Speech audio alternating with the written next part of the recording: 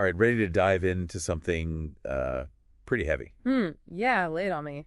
We're tackling environmental violence. Ooh, that's a big one. Yeah, and I was reading this article by Professor Richard Marcantonio. He's at Notre Dame, specializes in this whole area, and it's seriously eye-opening. I bet. So what's the angle? He makes this really strong connection between, like, environmental harm and human rights. Huh. Things we usually think of as separate. Right. Totally, but it makes you think, like, the UN declared access to a clean, healthy environment a human right, was it 2022? Yeah, that's right. Big deal. Huge. But then, get this, over 90% of the world can't even enjoy that right because of pollution. Ugh, that's rough. So that's where environmental violence comes in. Exactly. And Mark Antonio is really specific about what he means by it. It's not just any pollution. Yeah. Okay, so what's the distinction? It's about the excess. Yeah. The harm that happens because pollution levels are way beyond what we actually need. Ah, I see. Like we need some energy to function, right? Hospitals, transportation, all that. Right. But then there's all the extra stuff. The things we could cut back on without really impacting, like, our basic needs. And that's what's doing the real damage. That's the argument, yeah. It's overconsumption, often just out of habit or convenience, that pushes things from impact to, like, actual violence against people and the planet. Wow. Makes you think about all the stuff we take for granted, doesn't it? Totally. And the really disturbing thing is, according to Marcantonio, no country is meeting its people's needs while staying within, planetary boundaries. Yeah. And the worst offenders, wealthy nations consuming way more than their share, extracting resources from the global south like crazy. He actually put a number on that. I thought this was more of a conceptual thing. Oh, he does. Get ready for this. Rich countries are pulling over $10 trillion worth of resources from the global south every year. 10 trillion. Yeah. It's this massively unequal system where literally what one person overconsumes directly leads to another person suffering. That's not just an economic gap. That's just mind-blowing. Right. But how does that actually translate to, like, human impact? That's where it gets really heavy. Marcantonio says over 9 million deaths a year are linked to toxic pollution. 9 million. And most of those deaths are in low and middle income countries. Like a hidden crisis. It is way bigger than a lot of the conflicts we see on the news, Yeah. It's a hard number to process, 9 million. It really makes you think about pollution differently, like as a form of violence. Right. It has devastating consequences. It makes you wonder how we even begin to address something so huge, so complicated. Well, that's the good news. Marcantonio's article isn't all doom and gloom. He suggests that consuming less might actually lead to greater happiness and well-being, especially for those of us in high-consumption societies. Hold on. Are you saying that, like, driving a smaller car, buying less stuff, could actually make us happier? I mean, that goes against everything we're told. It might sound crazy, but the research backs it up. It turns out that always chasing more doesn't actually equal a more fulfilling life. Huh. In fact, people in those high-consumption societies, they often report feeling more stressed, less satisfied. Yeah, I can kind of see that. Like, there's that rush when you get something new, but it fades so fast. Exactly. What Marcantonio calls a good life, a truly happy life, it's achievable with less stuff, no matter your income. So it's not about deprivation. It's about finding fulfillment in different ways. That's the idea. It's about experiences, relationships, meaningful things that don't rely on constantly getting more. So appreciate what you have, find joy in the simple things, and somehow that helps the planet too. That's the beauty of it. It's a shift in mindset that could have a massive ripple effect, not just on us personally, but on creating a more just and sustainable world. Okay, I'm on board with the idea. Less stuff, more happiness, healthier planet. But how do we get there? What are the actual steps to move towards that kind of future? That's the key question, and that's where Marcantonio gets really into the details. He points to regenerative production as a crucial pathway, basically using tech and innovation to work with nature, not against it. So not just minimizing the harm, but actually creating systems that restore and replenish. Is that even possible on a large scale? It is, and he gives some amazing examples of regenerative practices already happening. One of the most promising is regenerative agriculture. Okay, I've heard the term, but I'm not really sure what it means. What makes it different?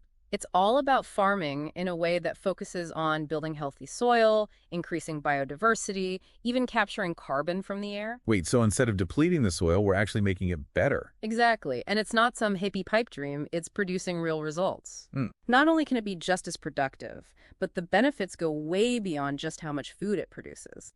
Healthy soil filters water, prevents erosion, supports a whole ecosystem. Good for people, good for the planet. That's wild. So this regenerative agriculture thing, it's a key part of dealing with both climate change and making sure we have enough food.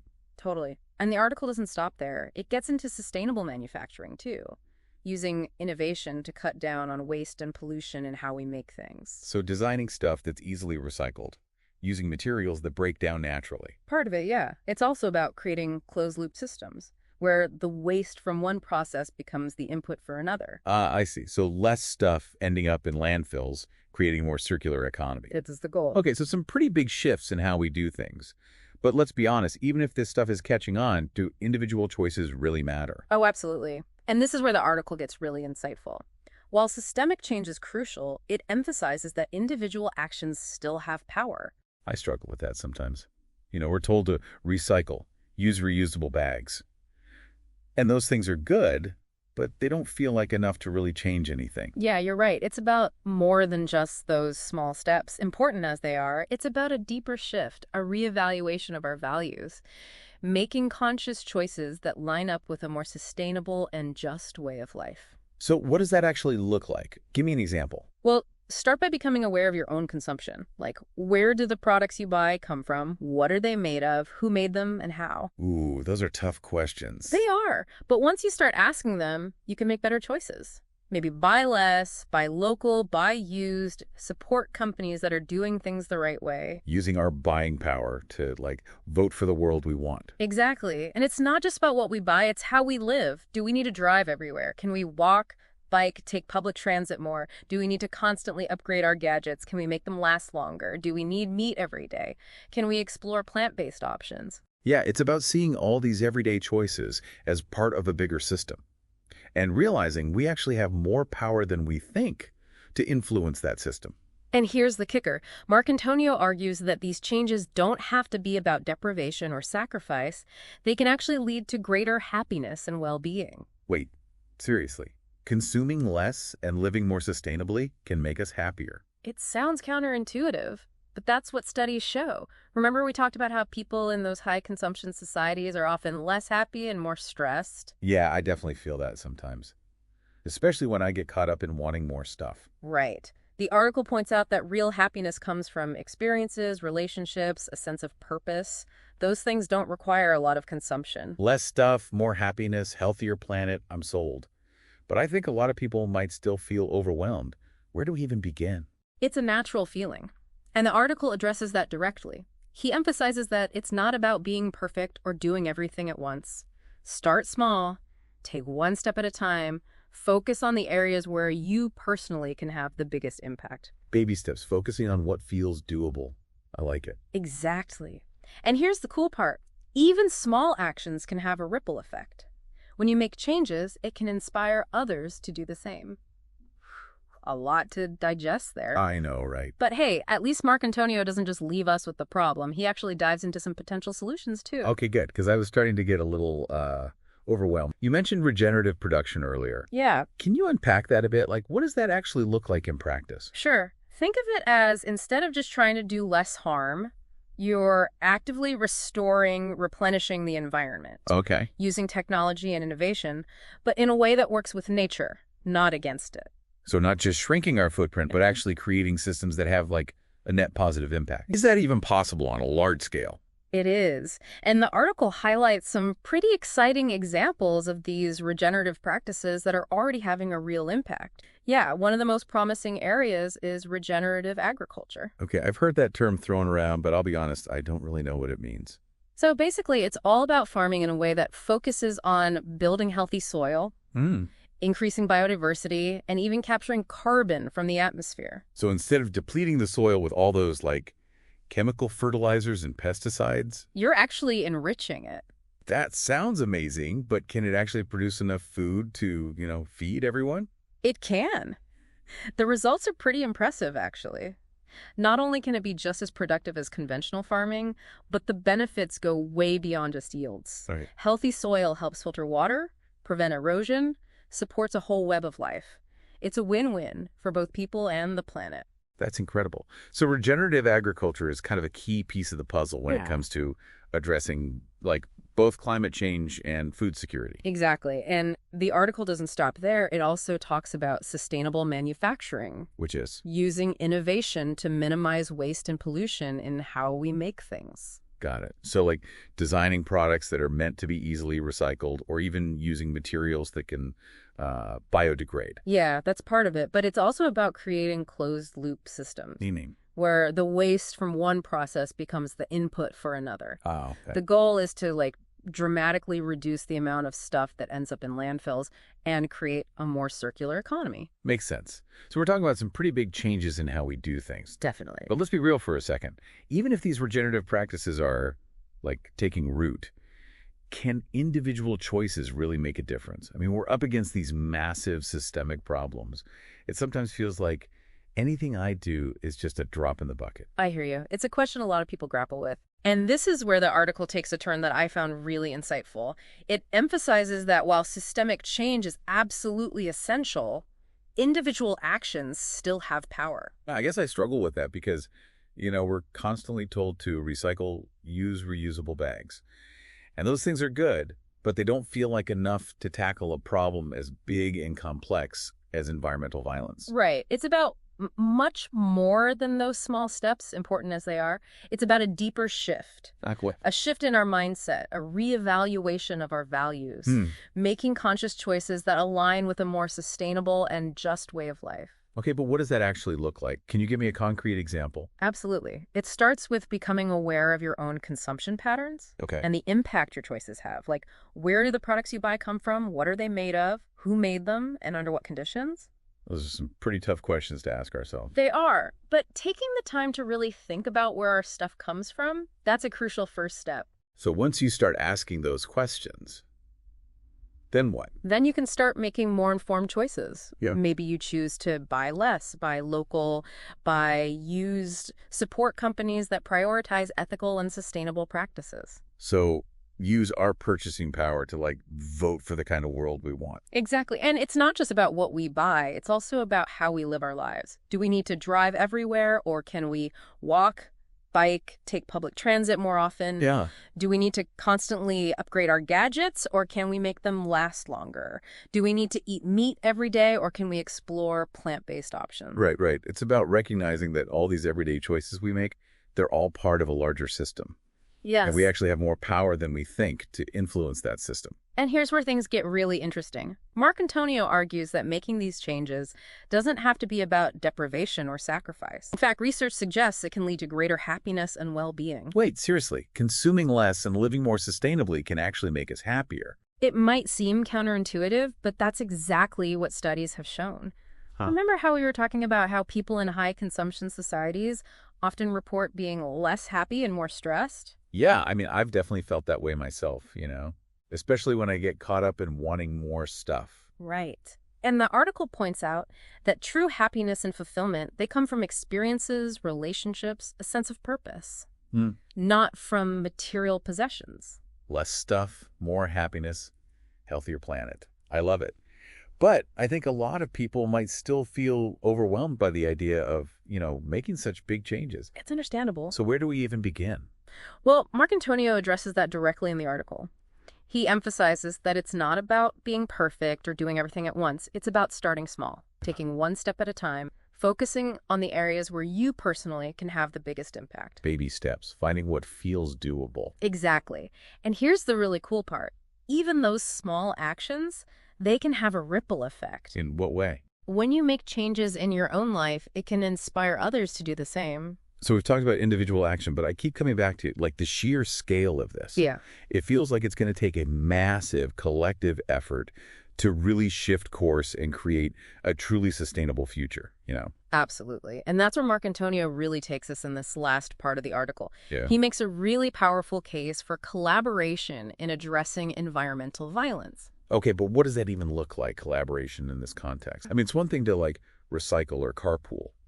But how do we scale that up to actually tackle a global crisis? Well, he argues that it starts with recognizing something fundamental about us, about humanity. Cooperation is in our DNA.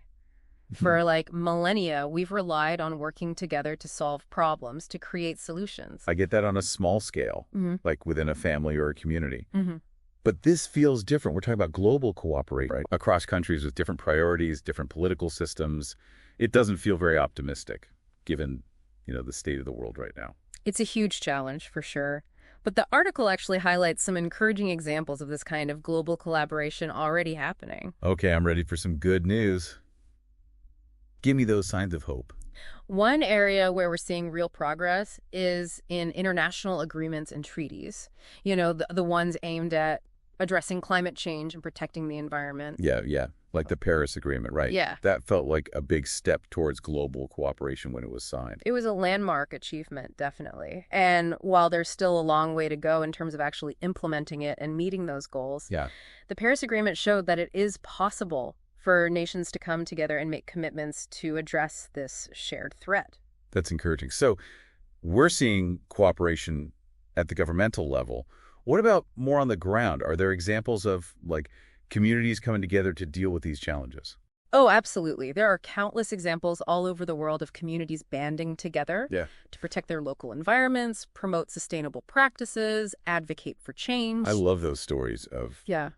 everyday people becoming activists and making a real difference. Any specific examples from the article that stand out? One that really struck me was about indigenous communities in the Amazon rainforest. Oh, yeah. They're working together to protect their ancestral lands from deforestation and exploitation. That's been in the news a lot lately. What are they doing to, fight back? They're combining traditional knowledge with modern technology to monitor the rainforest, Wow. prevent illegal logging, and advocate for sustainable practices. It's such a powerful example of how collaboration can not only protect the environment, but also, preserve cultural heritage. Right. Empower communities. It's a good reminder that sometimes the solutions are already there.